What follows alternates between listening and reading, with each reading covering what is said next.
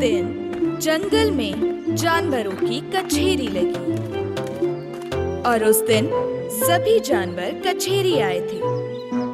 मुर्गी ने गलती ना करने के लिए चश्मा लगाया और एक एक करके शिकायतें लिखनी शुरू की।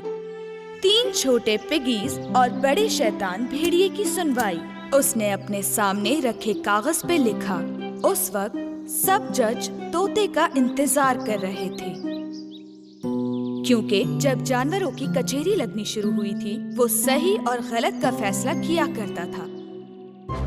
कुछ देर बाद खानदान का सबसे बड़ा शख्स हाथी तीनों पिगीज को लेकर आया। पोर्की, टोर्की और गोर्की हाथी की पीठ से उतरकर अपनी जगह बैठ गए और फिर दूसरा हाथी बड़े शैतान भेड़िए को लेकर आया। सारे जानवर पहले तो उस भेड़िए को देखकर डर गए और आखिर में जज तोता भी जंगल में पहुंच गया। जज तोता आते ही एक ऊंचे तख्त पर बैठ गया। सभी जानवर उसकी इज्जत में खड़े हो गए। हेलो मेरे जंगल के दोस्तों, आप लोग अपनी जगह पर बैठ सकते हैं। तोता अपने सामने रखे कागज पे लिखे नोट्स पढ़ ही रहा था कि जो 3 पिगीज की माँ थी वो फौरन बोल पड़ी। जज साहब, भेड़िए ने वो जो वहाँ है मेरे बच्चों को खाने की कोशिश की। आप जज साहब से पहले नहीं बोले। अगर कोई भी तोते से पहले बोलता तो वो उनकी बात दोहराता था। उसे खुद को रोकने के लिए पानी पीना पड़ता था। खामोशी रखे। हाँ तो सबसे पहले मैं इन तीनों छोटे पिगीज की शिकायतें सुनूंगा। हेलो जज साहब, मेरा नाम गर्की है। मैं हमारी फैमिली में सबसे छोटा हूँ और मैं एक भूसे से बने घर में रहता हूँ जिसे मैंने खुद बनाया है और मुझे फख्र है। लेकिन एक दिन ये शैतान भेड़िया मेरे घर पर आया और मुझे खाने की कोशिश की और मेरा घर उड़ा दिया। नहीं, मुझे एतराज है। जज साहब, मैंने आपसे पहले भी कहा है, इजाजत के बगैर मत बोले। हाथी ने अपनी सूंड से उसे फिर थोड़ा सा पानी दिया। उसके बाद रुकी हुई सुनवाई फिर से शुरू हो गई। वापस पिगीज से सुनवाई शुरू करते हैं। जज साहब, ये भेड़िया मेरे लकड़ी के घर के सामने आया और इसने मुझे भी खाने की कोशिश की। इसलिए हम अपने भाई पोर्की के पास अपनी जान बचाने के लिए भाग गए। लेकिन ये शैतान भेड़िया नहीं रुका और पता है, ये मेरे घर भी पहुंच गया। जज साहब, जंगल के कानून के मुताबिक कोई किसी के घर में बगैर बताए या बिना इजाजत नहीं घुस सकता। अरे हाँ, आपने बिल्कुल सही कहा। ऐसा नहीं होना चाहिए। ये बहुत बुरी बात है। तोते ने सबको खामोश करवाने के लिए अपना हथौड़ा बहुत जोर से मेज पर मारा। खामोश! इस जंगल में रहने वाले हर जानवर की बात बराबर सुनी जाएगी। तो अब हम सब भेड़िए की भी बात सुनेंगे। सबसे पहले मैं सभी जानवरों को हेलो कहता हूँ। आप सब मुझे एक बुरा शैतान भेड़िया समझते हैं, लेकिन मैं एक बहुत ही अच्छा भेड़िया हूँ। अपने से छोटों को परेशान करने वाले अच्छे नहीं होते।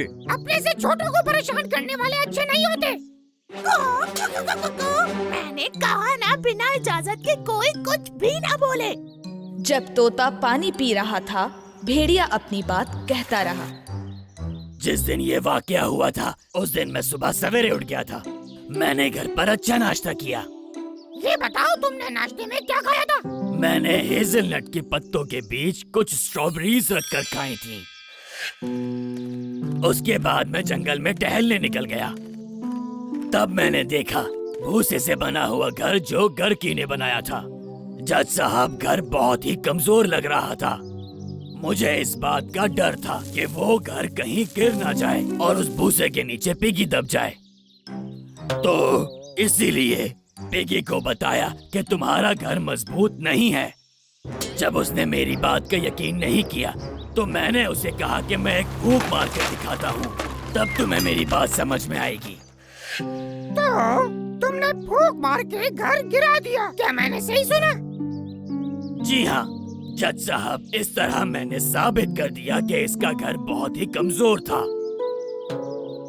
उसके बाद थोड़ी ही दूर मैंने एक लकड़ी का छोटा सा घर देखा।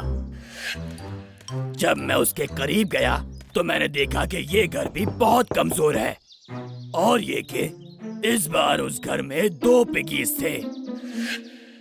जी हाँ, वो मेरा घर था और मेरा भाई डर गया और मेरे पास आ गया।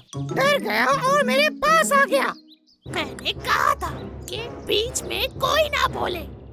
माफ कीजिएगा मैडम। अब तुम आगे बताओ भेड़िए। देखो, ये घर बहुत कमजोर है। मैं एक फूंक मारूंगा और ये गिर जाएगा। मैंने खिड़की से झुककर कहा और फूंक मारी और वो वाला घर भी फौरन गिर गया। तो तुमने इसलिए फूंक मारी कि तुम साबित करना चाहते थे कि इनका वहाँ रहना बिल्कुल ठीक नहीं है। जी जज साहब। और पिगीज को ये लगा कि उन्हें खाने के लिए तुमने उनका घर तोड़ा। जी हाँ जज साहब, ये हमें खाने आया था। तोता पिगीज और भेड़िए की कही बातों के बारे में गौर से सोचना चाहता था। इस वजह से वो उड़ता हुआ आसमान पर गया और एक बादल पर बैठ गया, क्योंकि ये उसके सोचने की जगह थी। वहीं सारे जानवर जो इंतजार कर रहे थे जंगल में बातें करने लगे कौन सही है और कौन गलत। मेरे हिसाब से पिगीज बिल्कुल सच कह रहे हैं। मैंने आज से पहले इतना अच्छा भेड़िया कभी भी नहीं देखा। मेरे हिसाब से भेड़िया सच कह रहा है। भला ये पिगीज को क्यों खाएगा अगर इसका पेट भरा हुआ होगा? सही कहा। तुम बिल्कुल ठीक कह रहे हो। आखिरकार तोता फैसला करके बादल से नीचे उतर आया। वो फिर से लकड़ी के तख्त पर बैठ गया। तमाम जानवर तोते का फैसला जानने के लिए बेताब थे। तो मैं जंगल के कानून को ध्यान में रखते हुए ये फैसला करता हूँ। आप लिखना शुरू कीजिए। इस जंगल में हमने कभी किसी भेड़िए को अच्छा काम करता नहीं देखा। इस बात में कोई शक नहीं। लेकिन इसका मतलब ये नहीं कि भेड़िए अच्छे नहीं हो सकते। हाँ, सही बिल्कुल कहा, ठीक, सही बिल्कुल, कहा। हो सकता है ऐसा। वाकई। फिर मैंने सोचा कि दरअसल ये हेज़लनट और स्ट्रॉबेरीज तो हमारे जंगल में उगते ही नहीं है। जी हाँ, आपने बिल्कुल सही कहा। हेज़लनट और स्ट्रॉबेरीज हमारे जंगल में नहीं उगते।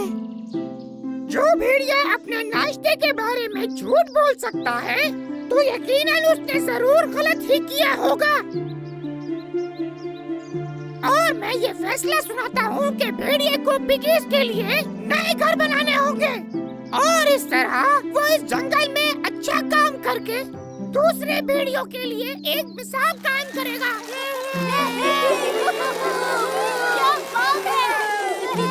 शुक्रिया जज साहब। इसी के साथ 3 छोटे पिगीज और शैतान भेड़िए की सुनवाई यहाँ पर खत्म होती है। इस तरह जंगल के सभी जानवर समझ गए कि कौन सही है और कौन गलत है। उस दिन के बाद सारे जानवर खुशी खुशी जंगल के कानून को मानते हुए रहने लगे।